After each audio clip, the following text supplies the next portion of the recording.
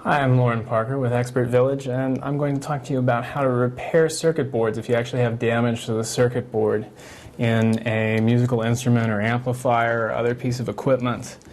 Here we see there's an area where the circuit board has been scratched up, and I can tell there would be problems probably connecting this trace. If you look at the circuit boards, you need electricity to flow from these shiny green areas and connect from point to point. We have these solder points here, and you can follow the traces. And anywhere where you have a crack, this is the same treatment that we give it if we had a crack in the circuit board.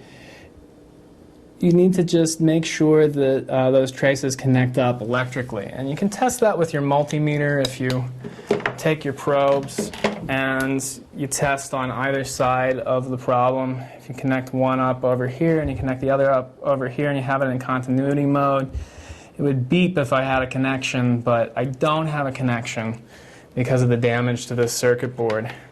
So I'm going to go ahead and just fix it up a little bit. The first step is I'm just going to use the file on my Leatherman here, and you just kind of gently file off the top plastic layer. This also helps to clean it a little bit and expose the metal because the solder won't stick to this green stuff.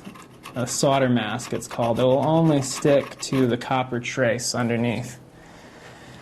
And then I can fix the copper trace, which has been cut, by just taking some solder, melting it to the tip of my iron there, and then bridging that gap with a little bit of solder.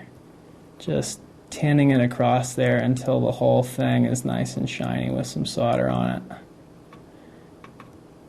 And sometimes you have to kind of move it back and forth, and at the place where there's a gap, you're probably going to need to add a little bulbous piece to sort of bridge in that area.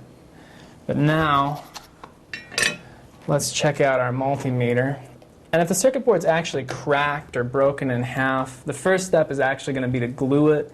I recommend using just a little bit of epoxy. Sometimes if it's a small crack, you can use super glue. Then file off the remaining glue that's seeped through so you can actually get to this circuit area. Now we'll check it out and see if it has continuity. And we just check it out from one side to the other, and my meter is reading 0, so indeed there's 0 resistance. That means that this circuit is now reconnected. So with these guys I would do the same thing, file it back till I see the copper, and then leave a protective, insulating, and reconnecting coat of solder on the top there.